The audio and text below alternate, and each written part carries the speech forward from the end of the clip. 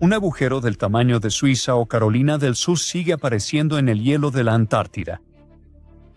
Esta abertura está creciendo de manera constante y a los científicos les tomó medio siglo descubrir por qué. Encontraron la respuesta con la ayuda de focas. Los científicos detectaron por primera vez este hueco, llamado Mount Rice-Polinja, en el mar de Weddell en 1974. Estaban a punto de cerrar el caso cuando el agujero desapareció, pero volvió a aparecer en los 2 años siguientes, y luego solo en 2016. El enorme agujero está cerca de Mount Rice, una montaña submarina. Este tipo de agujero es una polinia, un raro parche de agua abierta rodeado de grueso hielo marino. En la Antártida, cuando llega el invierno, la superficie del océano se congela y el hielo marino se extiende hasta cubrir un área aproximadamente 2 veces más grande que Estados Unidos continental. A lo largo de la costa, cada año aparecen aberturas en el hielo marino. Esto sucede cuando fuertes vientos costeros soplan desde el continente y empujan el hielo hacia afuera. Pero es mucho más raro que estas aberturas se formen mar adentro, a cientos de millas de la Tierra, donde el agua tiene miles de pies de profundidad.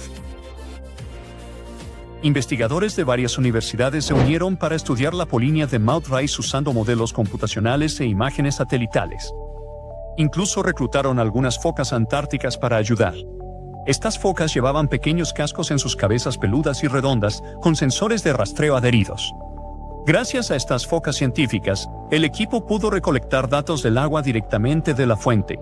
Después de la investigación, los científicos descubrieron que el agujero fue resultado de una mezcla compleja de factores. El viento, las corrientes oceánicas y la forma especial del fondo marino trabajaron juntos, moviendo calor y sal hacia la superficie. En términos científicos, este movimiento en espiral se llama transporte de Ekman. El transporte de Ekman es lo que sucede cuando el viento altera la superficie del océano. Cuando el viento sopla sobre el agua, crea fricción que agarra la capa superior y la arrastra.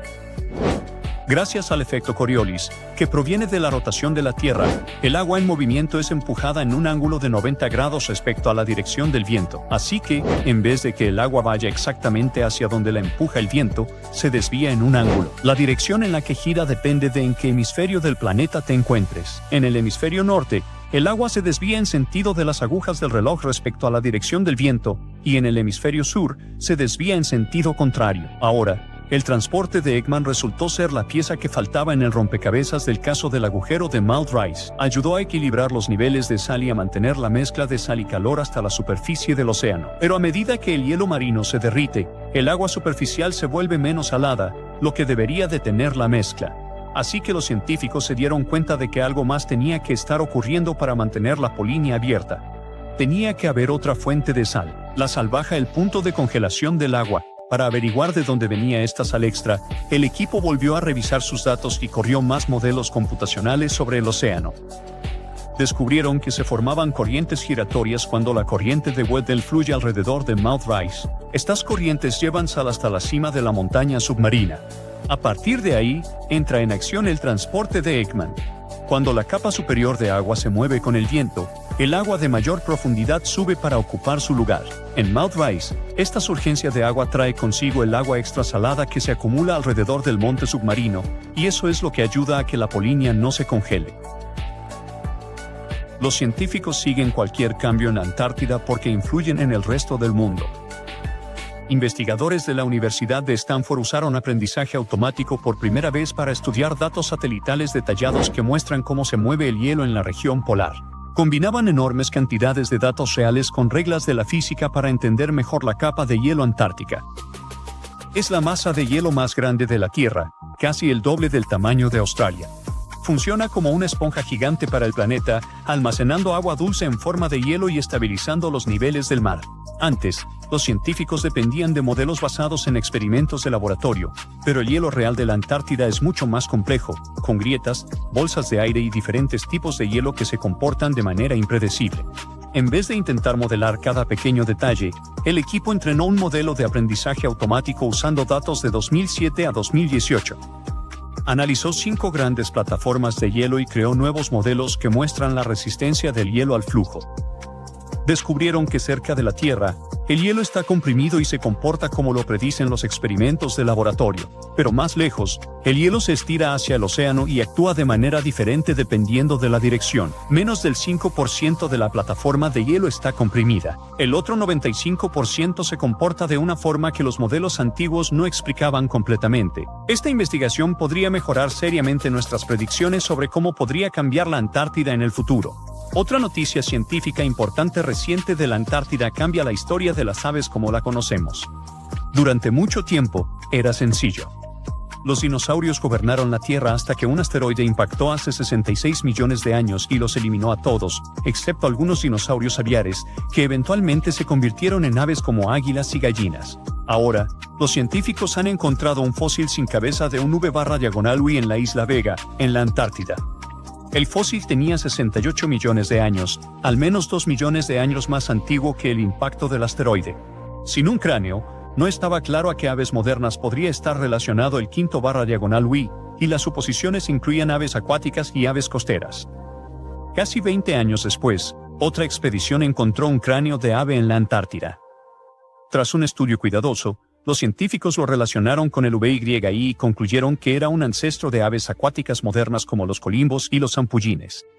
Si todo esto es cierto, el VYI es ahora el ave moderna más antigua conocida en los registros fósiles. El cráneo tenía un pico largo y puntiagudo, un cerebro diferente al de cualquier otra ave del Mesozoico, y señales de músculos mandibulares fuertes, como los míos, que eran perfectos para bucear y atrapar peces bajo el agua. El fósil del cuerpo también tenía adaptaciones para nadar bajo el agua, similares a las de las aves buceadoras modernas. Durante el período Cretácico tardío, la Antártida era una selva templada, muy lejos de Yucatán, así que pudo haberse convertido en un refugio seguro durante el desastre del asteroide. Así que, las aves modernas tempranas pudieron haber sobrevivido ahí. Cuando un enorme iceberg, más o menos del tamaño de Chicago, se desprendió de la gigantesca plataforma de hielo de la Antártida, los científicos que estaban cerca hicieron algo que nadie había hecho antes. Navegaron directamente para revisar el fondo marino recién expuesto. Estudiar la parte inferior de las plataformas de hielo es increíblemente difícil, pero gracias al iceberg A84, de 209 millas cuadradas, de repente se abrió un enorme tramo de fondo marino para explorarlo.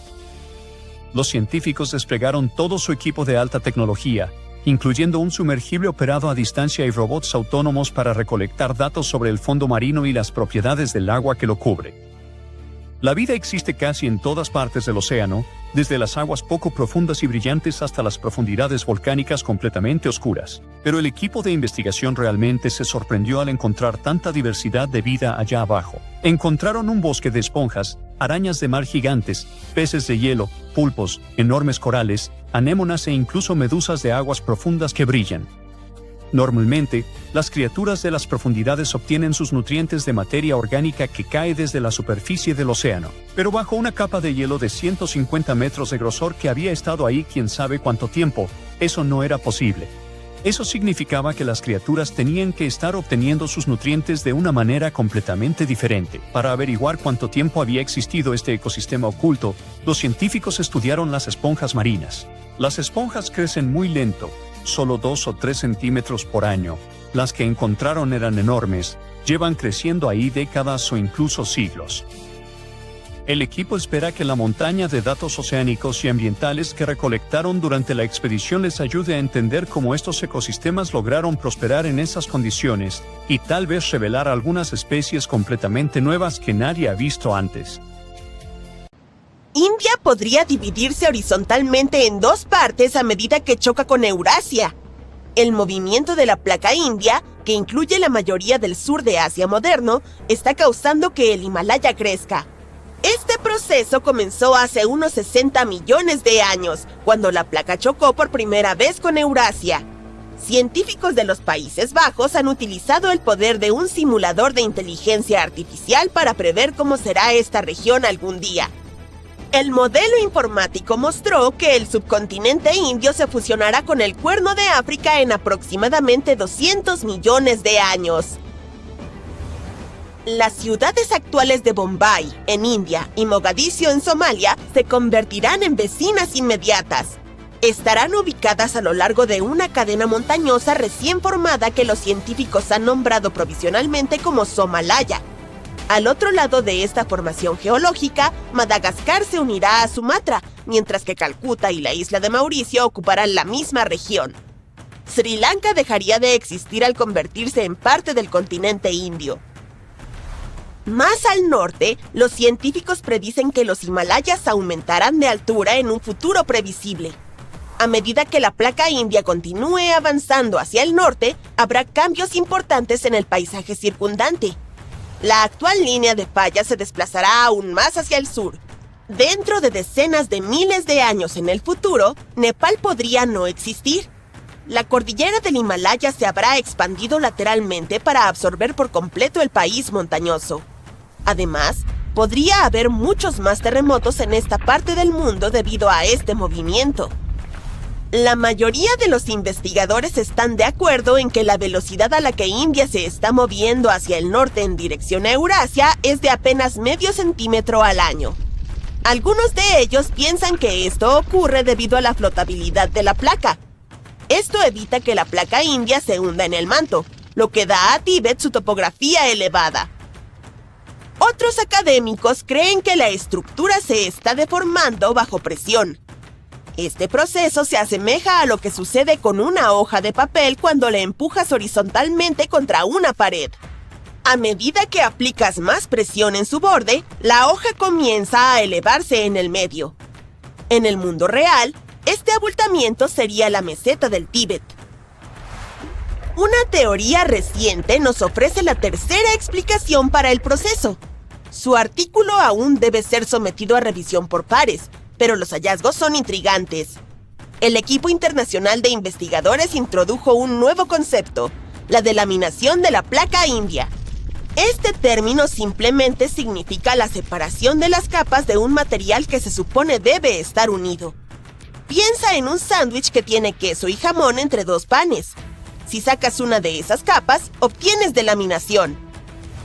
En términos geológicos, este proceso implica que la parte superior de la placa se desprende y se mueve hacia arriba. En el caso de la placa india, esta es la sección que soporta la elevación del Tíbet.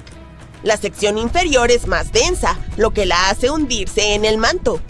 De esta manera, la tectónica de placas es similar a un pastel en capas. Los chefs colocan la capa más esponjosa y densa en la parte inferior para que la parte superior más pesada no la aplaste. Científicos desarrollaron su tesis al analizar los gases de helio en muestras de agua de los manantiales calientes de la región. El helio 3 es un isótopo raro que demuestra que el manto está cerca de la superficie de la Tierra. Investigadores midieron las proporciones del isótopo de helio en 200 manantiales tibetanos. El patrón que observaron muestra cuán cercano está el manto a la superficie del norte de Tíbet. Más al sur, encontraron mucho helio 4, otro isótopo, lo que significa que la placa está intacta. Forma una barrera que el helio 3 no puede penetrar, excepto en una región cerca de Bután en la parte oriental del Himalaya.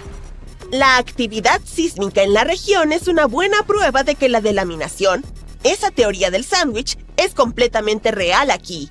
Y nos muestra que el manto está invadiendo desde el lado oeste de la meseta. Este concepto cuestiona las viejas ideas establecidas sobre el comportamiento de las placas tectónicas. Los científicos detrás del estudio sospechan que la forma única de la placa india contribuye al proceso de delaminación. Es más gruesa en su punto más al norte y más delgada en los lados. Si todo esto es cierto, significaría que las colisiones continentales tienen una naturaleza más dinámica y compleja de lo que los geólogos creían anteriormente. Los científicos aún no tienen suficientes pruebas sólidas para confirmar la validez de la nueva teoría, solo indicios. Actualmente, perforar a profundidades de más de 96 kilómetros es mecánicamente imposible. Pero tales excavaciones son necesarias para estar completamente seguros de que el proceso de delaminación está ocurriendo. Con la tecnología adecuada podríamos entender mejor los riesgos asociados con los terremotos en la región de Asia-Pacífico. Este es el hogar del famoso Anillo de Fuego, donde se encuentran localizados el 75% de los volcanes de la Tierra. Aquí ocurren 9 de cada 10 de todos los terremotos. La placa tectónica India-Australia-Capricornio bajo el Océano Índico también es importante para resolver los misterios tectónicos de la Tierra. El término que usan los geofísicos para tales ubicaciones es límite de la placa naciente. Estos son los lugares donde las placas tectónicas comienzan a separarse o a presionarse entre sí. Representan la etapa inicial de un límite de placa en pleno desarrollo.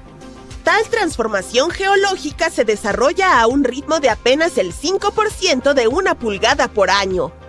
Eso es aproximadamente tan largo como el ancho de un espagueti. No debería preocuparnos demasiado desde la perspectiva de hoy. La placa India-Australia-Capricornio está destinada a dividirse a la mitad a lo largo de decenas de millones de años. Científicos de Francia estudiaron registros de 2 terremotos que ocurrieron en 2012 y concluyeron que debe haber un límite naciente allí. Los terremotos normalmente ocurren en lugares donde se encuentran 2 o más placas tectónicas, pero los temblores en el Océano Índico se produjeron en medio de la placa. Los científicos utilizaron escaneo sonoro para mapear el fondo del mar y ver qué estaba pasando realmente allí. Después de un análisis más profundo del área marina frente a la costa de Australia Occidental, los investigadores encontraron una red compleja de 62 cuencas de separación a lo largo de una zona de fractura. Los datos científicos respaldaron la idea de que la placa tectónica se está separando lentamente, pero con seguridad. Es una prueba más de que la capa exterior de nuestro planeta es dinámica, no estática. En algunos casos, no necesitas ser un científico para notar estas poderosas fuerzas subterráneas. Enormes grietas aparecieron casi de la noche a la mañana debido a fuertes lluvias en una región rural de Kenia con alta actividad sísmica. Primero, en 2018, y luego, nuevamente en 2023. La población local nombró a la más grande de ellas el Gran Keniano. Estos eventos no fueron incidentes aislados, sino señales del sistema del Rift de África Oriental, parte del Gran Valle del Rift. Este enorme fenómeno geológico, que se extiende desde Jordania hasta Mozambique, nos muestra la división gradual del continente africano en 2 subcontinentes. Puedes encontrar valles de Rift en todo el mundo como prueba de cómo los movimientos de las placas tectónicas están cambiando el planeta. El Rift de África Oriental muestra la dinámica subyacente de las placas Nubia y Somalí. La de Nubia sostiene la mayor parte de África, y la placa Somalí más pequeña acuna el Cuerno de África. Las dos están alejándose gradualmente una de la otra, lo que provoca la formación de grietas dentro del Valle del Rift. La región volcánica más grande de la Tierra no está en África ni en Japón, sino bajo el hielo de la Antártida.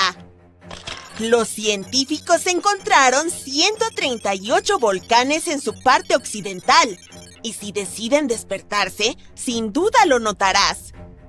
Podrían derretir enormes cantidades de hielo que se desplazarían hacia el océano, elevarían su nivel y harían nuestro planeta inhabitable para los humanos.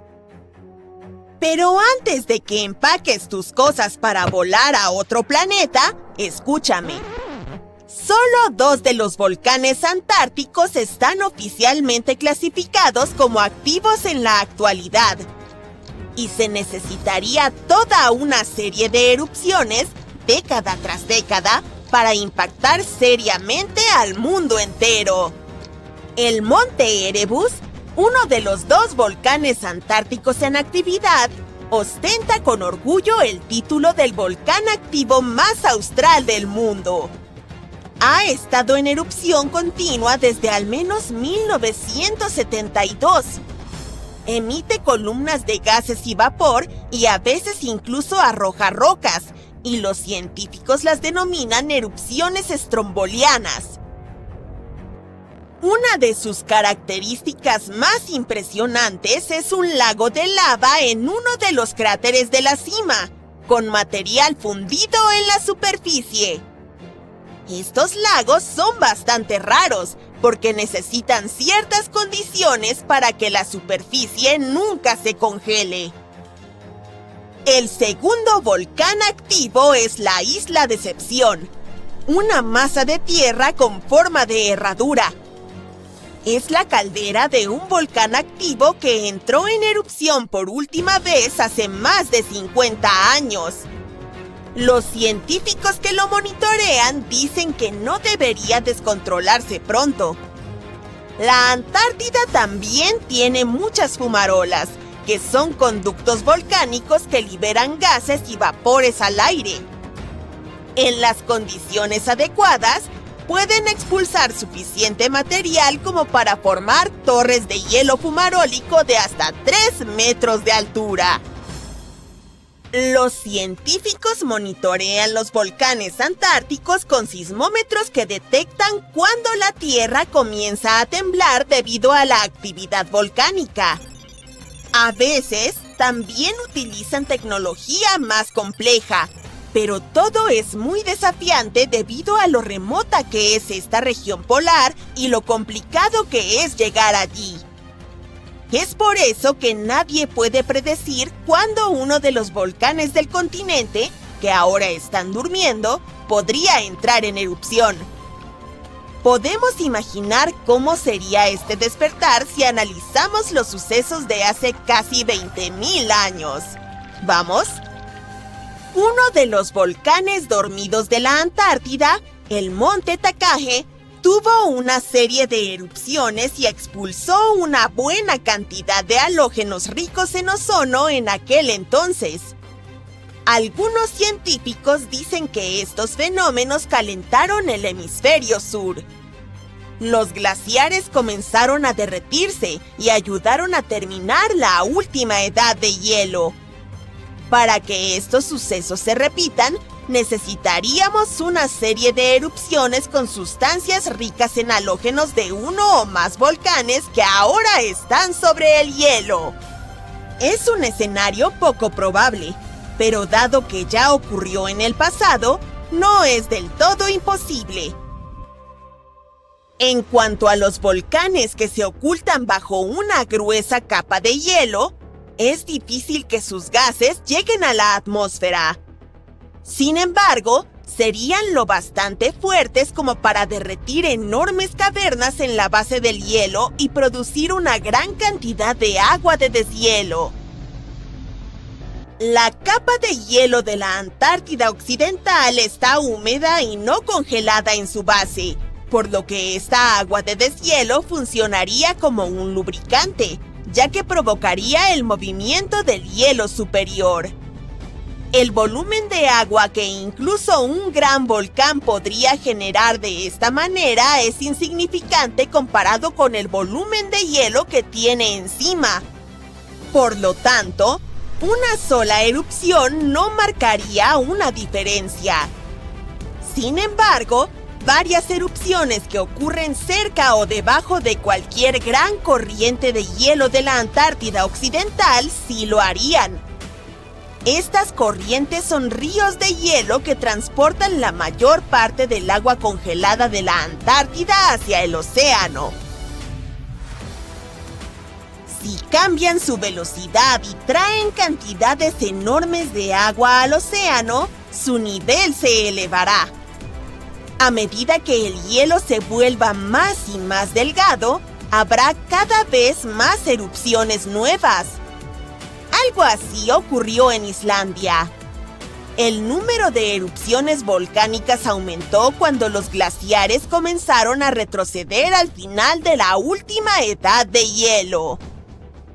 Resumiendo, para que ocurran cambios importantes, varios potentes volcanes que están sobre el hielo llenos de gases con halógenos deben despertarse en unas pocas décadas entre sí y mantenerse activos durante decenas a cientos de años.